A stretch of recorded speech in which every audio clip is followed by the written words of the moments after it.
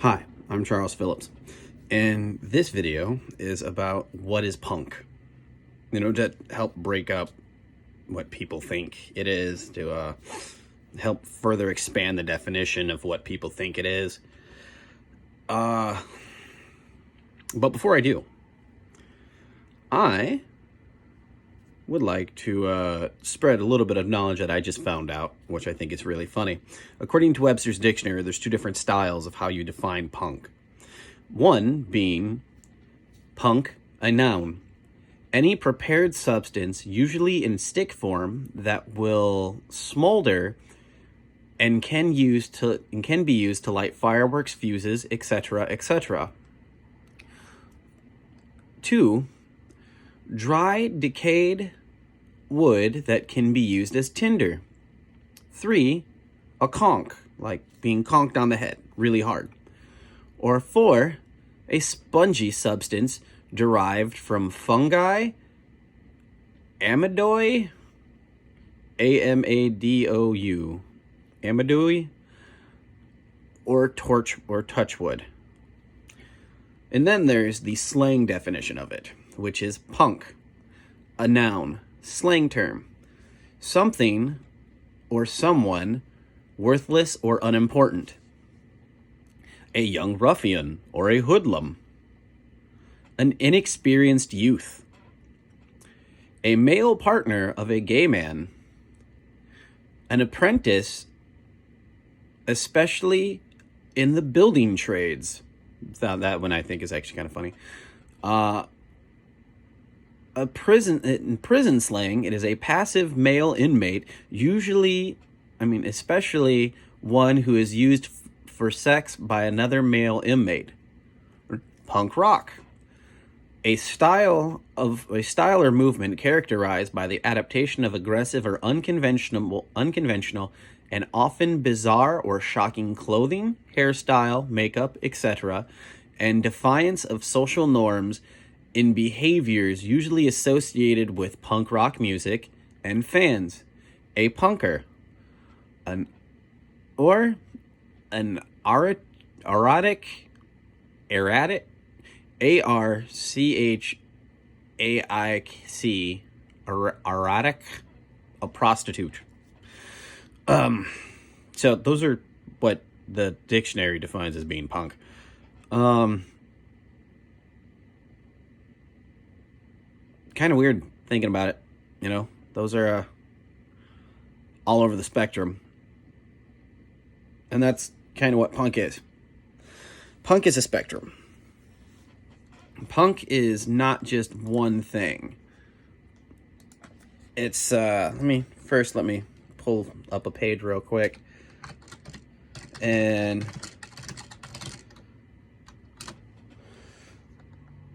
let's see. There is, according to Wikipedia, there is 22 main subcultures in the punk rock scene. Those being Afro-punk,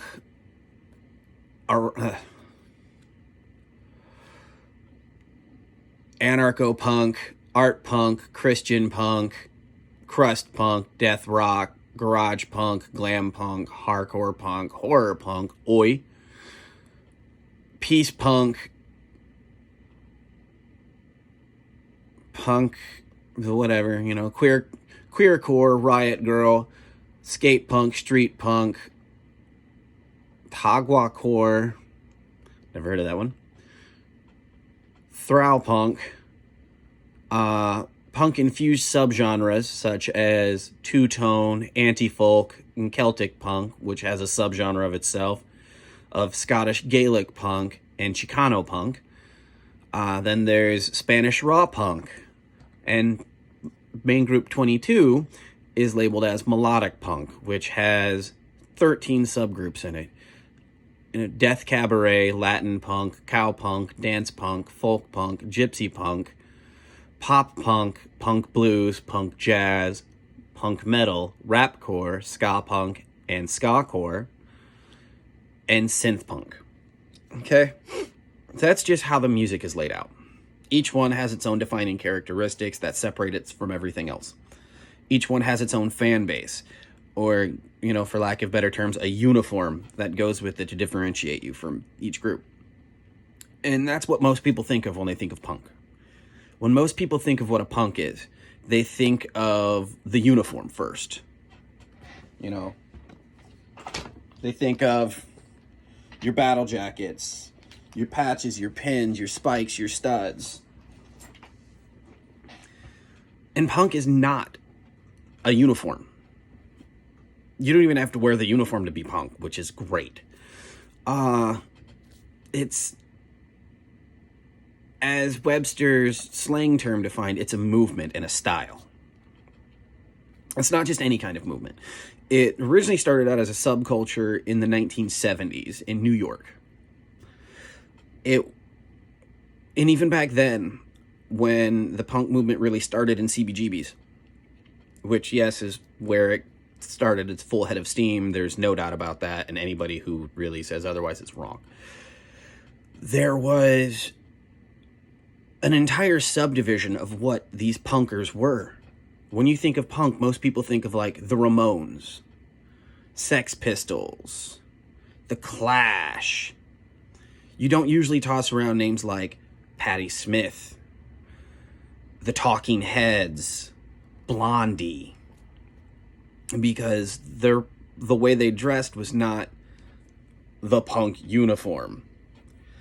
The Talking Heads were three nerdy people who were going to college and made up some of the oddest songs you'll ever hear, but they were still punk. Blondie was, still to this day, Debbie Harry, smoking hot, by the way. You look her up, fantastic. But Blondie, the band, was this... They were rockers. Boom, if you listen to the early stuff, or if you listen to any other stuff, they were just hard.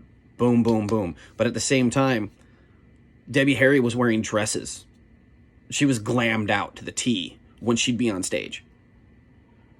She was a glamour goddess who's standing up around guys who were wearing ratty t-shirts. She was, assholes to elbows in clubs next to Iggy Pop. Assholes and elbows in clubs next to Johnny and Joey Ramone, Dee Dee and Tommy, all of them.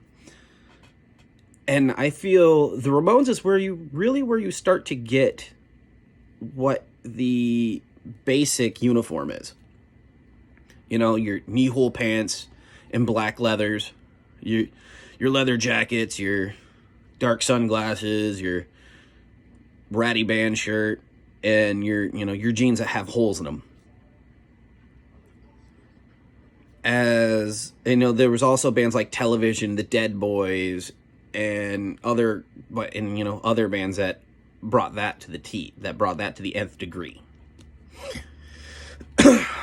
But punk didn't start out as a subculture just for music. It started out as a subculture of accepting those who were considered to be not normal. It started out as accepting those into a group and saying, hey, weird kid who's quiet and writes your poetry, we have a spot for you, man. You don't have to be alone. Weird kid who's got multicolored hair and their parents is thrown out because they don't fit the mom and pop Norman Rockwell paintings. We got a spot for you. And then it grew from there. And it went to England. Then when it went to England, the punk uniform really blew up through commercialization. Mainly through the commercialized band that was the Sex Pistols. Yes, the Sex Pistols was a band made in a studio. And they were exploiting the look. Like, the Sex Pistols started out straight up as an exploitation band of the punk scene.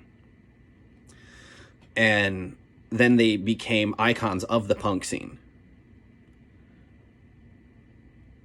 But the way they dressed and the way everything like that happened, they put the uniform on stage. They put the uniform out in the mainstream and made it what it is today, what everybody looks at and everybody thinks about. Along with bands like The Clash, who did the same thing. But in the root of it all, as far as British punk bands go, they were speaking against injustice. They were speaking against the way the world is and the way the world worked back then.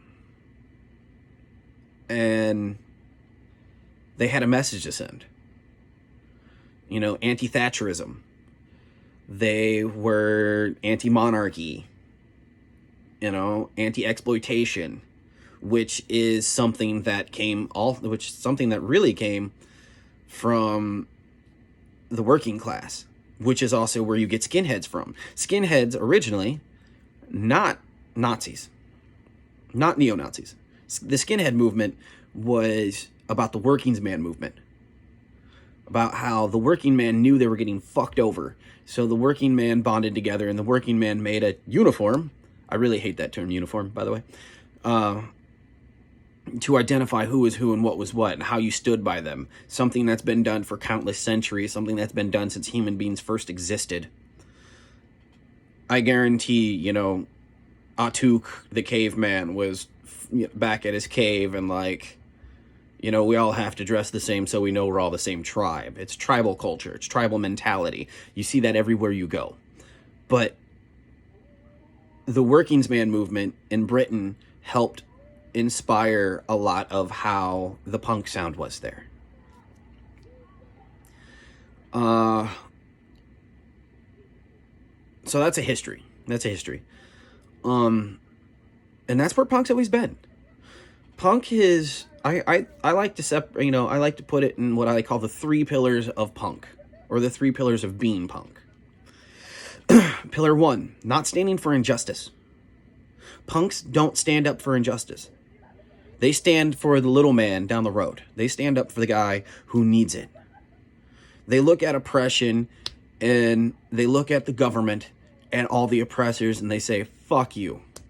We're not dealing with this bullshit. We're not putting up with it. We're pressing forward for progress, for change. And once again, back to the British punk. That's one of the main key points of it, was pushing past Thatcherism. For those of you who don't know what Thatcherism was, Margaret Thatcher was the prime minister, and she really fucked over the working man. Bad. She made the huge dividing line between poverty and middle class. She made an even bigger dividing line between poverty and the Tories. And don't ask me to explain what a Tory is. A Tory is just a rich piece of shit. You know, they're still hated to this day. They're the aristocracy. They're, yeah, like I said, they're just rich pieces of shit who look down on everyone. So they stood up against an injustice. They said, when God Save the Queen came out, that was a protest song. When The Clash were coming out, they were speaking against Thatcherism. They were speaking against how the man continues to press down the working man and how it's hard to pull yourself out of poverty. Meanwhile, you had your American punks. Your American punks were speaking against social topics of drug abuse, drug use,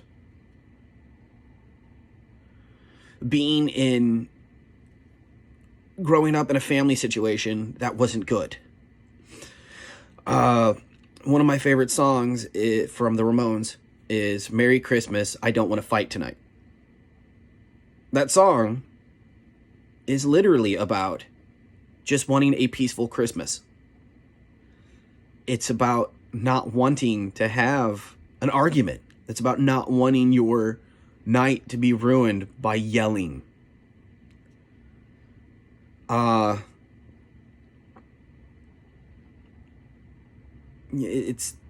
the first pillar of punk is standing against injustice.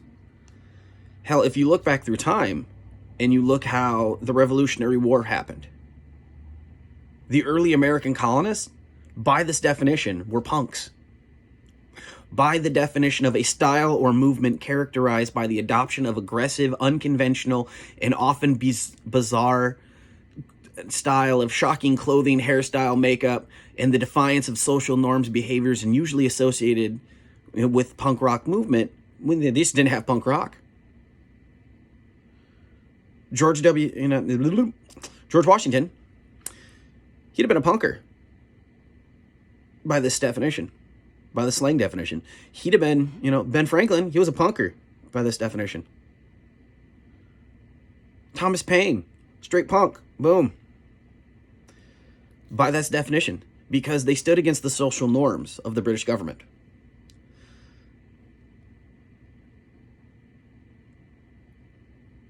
It's something that's been rooted in everyone's heart and soul for a long time.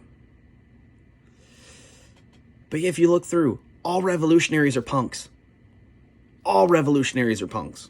All revolutions are punk movements, because they stand against the norms of the governments and their behaviors. They say, damn the man, full speed ahead, launch the torpedoes, because we don't need the social norms. The first woman to wear pants, because yes, at one point in time it was illegal for women to wear pants in public. Yeah, crazy shocker, right? She was a punk, because it was shocking clothing for her to wear pants and to demand her right to not have to wear a dress or skirt. She was a punk. Nikola Tesla, who stood up against the electric companies and said, power should be free. We shouldn't charge people for electricity. He is a punk, because he stood against the social norms of the government and the corporations that said, we need to charge people. We need to somehow get money for this. And Tesla said, fuck that. We don't need that. We can give it out for free. We should give it out for free. It's the right of every people to have it for free.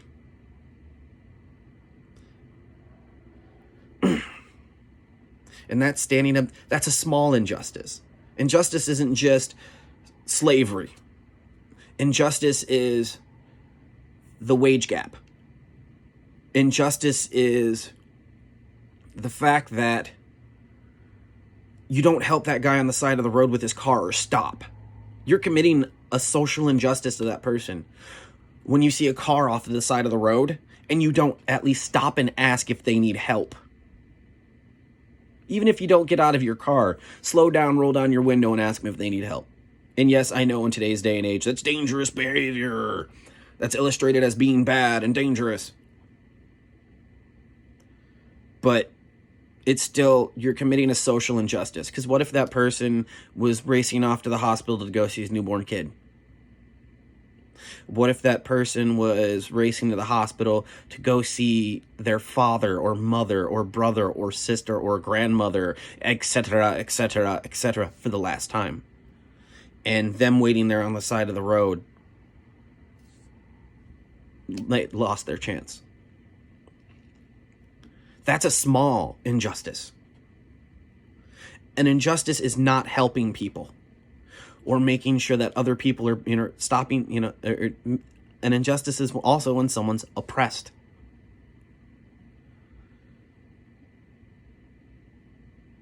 It doesn't matter how small it is or how big it is. The second pillar is being a part of a culture of acceptance. The punk rock community, we accept everyone. Even if we don't like you, there are plenty of people in the punk community I don't like. And yes, there are acceptance to this punk, to the punk acceptance. And that's Nazis. Nazi punks, fuck off. No one needs a Nazi. In fact, one of the most punk things you can do is punch a Nazi. Pedophiles, not accepted because you're fucking creepy and you hurt people. And, the most punk rock thing you can do is punch a pedophile. And there's other bad subcategories that I'm not going to go into. But one of the most punk things you can do is look at someone whose family doesn't accept them because they're part of the LGBTQ plus community and say, dude, you've got a spot in our community. You have a spot with us. We love and accept you for who you are. Know that you're not alone because we love and accept you for who you are. The kid with depression that no one wants to be around because he's such a downer and he wants to fucking kill himself, or he talks about killing himself. Punks look at that person and go, dude, you got reasons to live, man. Here, let me show you some. We love and accept you for who you are. And yes, if you do choose to do something stupid, take a permanent solution to a temporary problem, we'll still love you for it, even if we don't agree with it.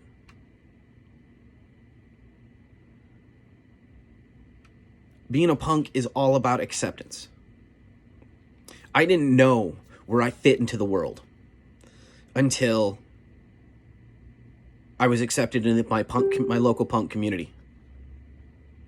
I apologize for all the bings and dings. I've got an Internet Explorer open right now, and Google Chrome, sorry, not Internet Explorer, but yeah, Google Chrome open, and it's popping up updates. But being punk is about accepting everyone, unless they're terrible, bad people, and then we don't have to accept you. Because yes, if you're doing something to hurt somebody, we don't have to accept you. If you're a bigot, we're not accepting you. If you're just an all-around terrible shit person, as long as you're not really hurting anybody, you're accepted. We just might not want to be around you. I've had that experience more than once, because guess what? I'm kind of a shithole. I'm kind of a piece of shit. I know it. I admit it. I shouldn't be, but I am. And I've had moments where there are punkers in my community that don't want anything to do with me because I'm a loudmouth, because I do this, because I do this, because I do that, because I'm outspoken about my opinion, because I'm very opinionated on every topic that exists. But they still accept me as a punk, even if they don't want me around.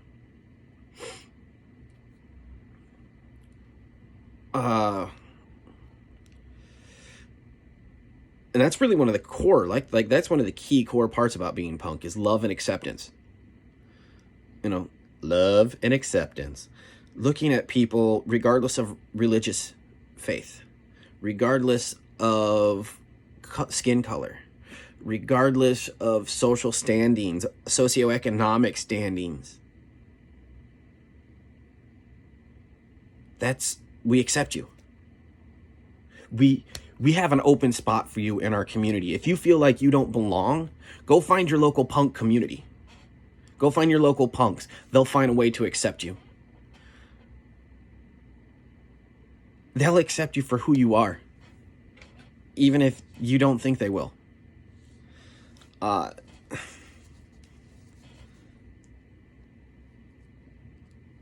Punks just aren't out to make chaos and, destroy the world. That's what a lot of people think.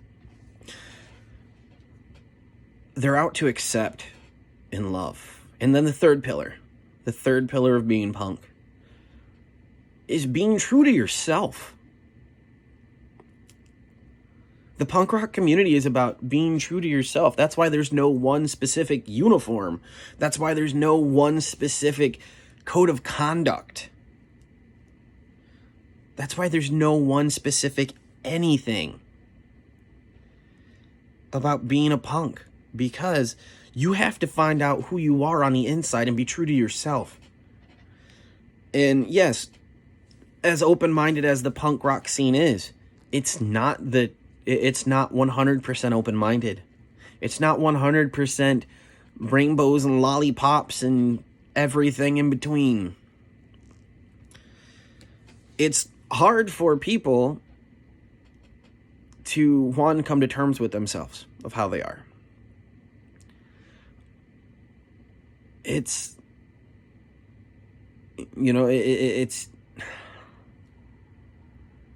hard for people to figure out how to express themselves properly. But you have to be true to yourself if you really want to be a punk. I've met Muslims that are punks. I've met Jews that are punks. I know a hell of a lot of Christians that are punks. I know atheists that are punks. I know black, white, tan, every shade of the fragging rainbow. That's a punk. I know white dudes who are punks and they don't understand why everything's so accepting. Because frankly, they're morons, but still, they're still punks. And they don't discriminate. As long as you don't discriminate, you're a punk. You can be a punk. But you have to be true to yourself. So you don't have to wear the uniform. You don't have to wear your vests. You don't have to wear patches, pins, spikes, and studs. I know people in suits who are punks. I know a guy who's a lawyer. No tattoos, no piercings. Wears a suit 6 days a week. Still a punk. When he goes out to a punk show, he's still wearing a suit, or at least a downgraded version of it. Yes, you may get picked on a little bit, but that's true for any culture. That's true for anything. Punk rock, the punk scene isn't just a culture, it's a family. And in every family, there's going to be jerks. In every family, there's going to be assholes. In every family, there's going to be pieces of shit. But you're still accepted. You're still loved just for being yourself. And it doesn't matter if you wear khakis, ankle socks, golf shoes, a polo, and a sweater over the top. You can still be a punk. You don't have to wear you don't have to wear your colors to be loud and proud. It's not a fucking gang. And that's what most people misunderstand. I've been told in Indonesia, where punk is illegal, by the way, it's illegal to be a punk there. Punks over there are only considered miscreants, hoodlums, people who are out to destroy, make chaos. And yeah, part of that's true. They're trying to make chaos against injustice. They're trying to destroy the barriers that protect injustice. But that's not what all we are. That's not what all punks are. Be true to yourself. That's the most punk thing you can do. Be true to yourself. That's the most punk thing you can be. That's why you can scream out that you're a punk. So you can have, you can be blaring your third wave ska punk from the 90s. That's all, that 90% of the lyrics are, let's drink and party, woo! You can rock out your 1970s classic punk. You can have, the Ramones Beat on the Brat blaring out your car. You can even have your 1980s synth punk blaring out your car.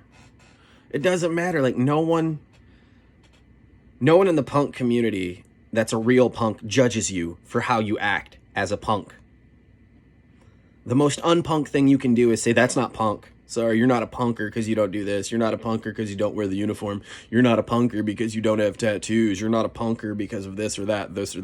Those motherfuckers aren't punk. Any motherfucker looks at you and tells you, you're not punk because you don't do this. They're not punks.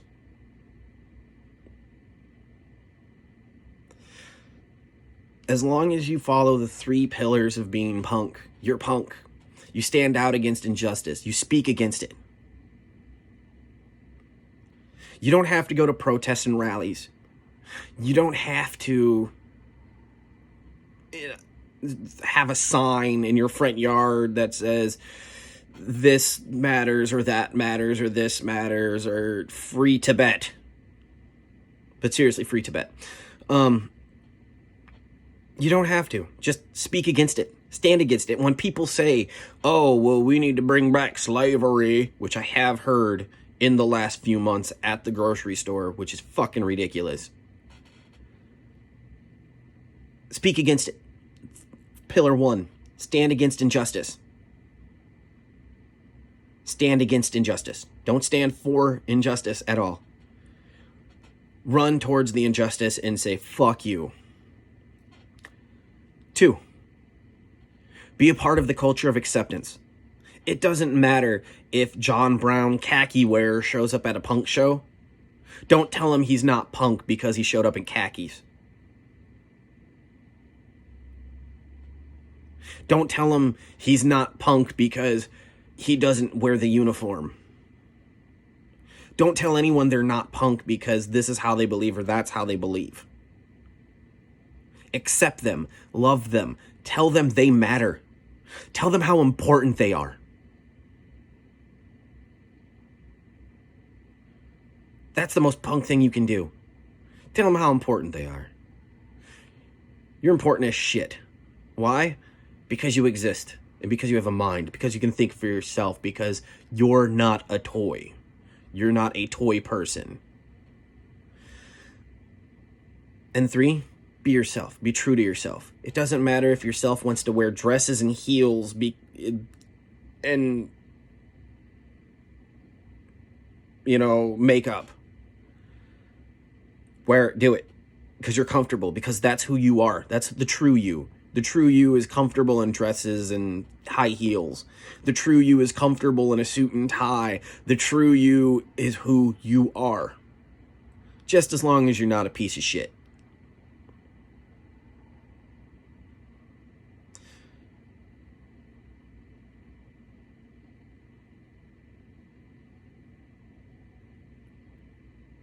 You're not required to be anybody other than you.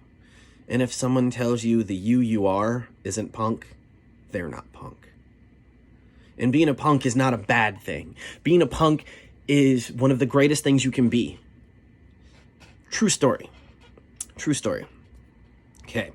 There's a local club I go to. Well, it's not really a club. It's a coffee house that has basement shows. But the coffee shop I go to, The Well. Before I started going there all the time, I was literally on the verge of suicide. I had stopped drinking because I almost jumped off the toll road.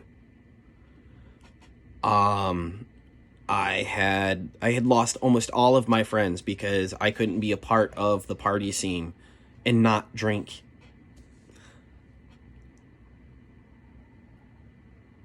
And then I started going to The Well.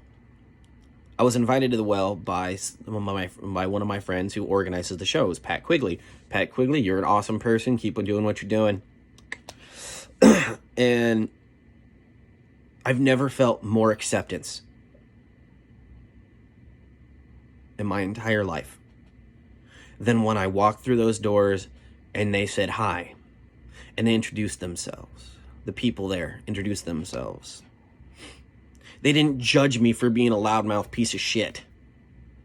They didn't judge me for forcing, for looking like I forced myself into the uniform. They were loving and accepting. I've made some really good friends through there. I've made some really good friends through, the subgroup of people who are at The Well. Because there's coffee house people, there's basement show people. There's, your little subgroups there. We used to have some crust punks who go there. And crust punks, as kind of gross as they are, appearance-wise, and I'm not judging, but they're still cool because they're still accepting. Have I been told there that I'm a loudmouth piece of shit? Fuck yes, I have. Because I'm a loudmouth piece of shit. But the punk community saved my life. I know it's kind of cool to hate on the band now or hate where they've become or hate what they've become, but NoFX and Fat Mike. Actually, Fat Mike on his solo album, Cokie the Clown, which is terribly underrated, has a song called Punk Rock Saved My Life. And it's the same story about how he was unaccepted and how no one looked at him favorably until he found the punk scene. And then the punk scene saved his life and gave him a family. And I have a big family. I have a huge, huge, huge family. Lots of brothers and sisters, lots of moms, lots of dads. Most of my family isn't by blood, because blood doesn't make family.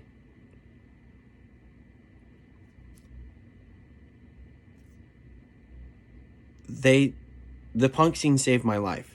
The punk scene took me from this sad goblin nightmare boy to being happy. And it doesn't matter if I'm talking to the same 4 or 5 people every week. Yeah, sure, the conversations can get boring from time to time, but guess what? It's still family. And that's what the punk scene is. The punk scene is a family. The punk movement is a family. Yes, we're a loud, proud bunch. Yes, we've done some things that, we've all got people in the family who've done things that you shouldn't be proud of. But you're still family. So, like, the Wells literally saved my life. The punk rock scene literally saved my life. That's why I hate it when people talk about how punks are loudmouth pieces of shit, or how they, just want to destroy the world, or they just want to make chaos and blah, blah, blah, blah, blah. That's not how it is. It's not what it is. It's never what it, that's not what it is at all. Being punk is about being the most human you can be. Caring the most you can because you need to. A great example of who I think would be the most punk rocker to ever punk rock. This is going to come to a big surprise, Christians. Jesus. Jesus is a punk rocker. Jesus is punk as fuck. Jesus was the guy who was walking around talking to the lepers, talking to the prostitutes, telling them, hey, you're loved. You're accepted and loved, regardless of what the Pharisees and the Sadducees and all the other people who are in charge say. Jesus was going into temples and flipping tables because this person said, oh, you need this for a sacrifice to God or God won't listen. And let me tell you, that's the most punk thing you can do. That's punk as shit. Getting your entourage of people who are misfits against the social norms and the behaviors they exude aren't great. Jesus was punk. Modern day Jesus came back right now. Jesus came back right now in America. I guarantee you see him at a basement show.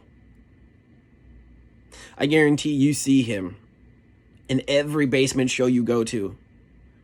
He's listening to Social Distortion, The Refused, and every band like that.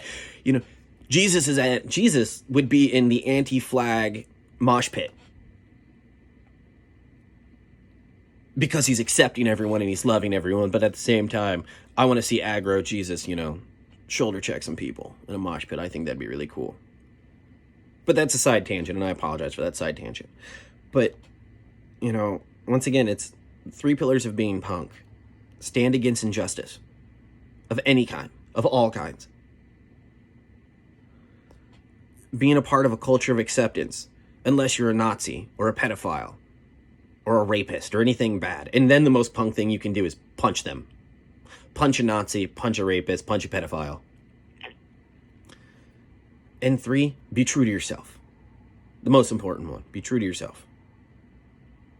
Don't let other people's images of how they affect you, of how they see you, affect you in a way. Don't let other people's images or how they accept you determine who you want to be. Be a punk. In a world full of assholes, bro dudes, neckbeards, Karens, Kyles, and Chads, be a Joey. Be a Johnny. Be a Dee Dee. Be a Debbie. Be a Clem. Be a punk.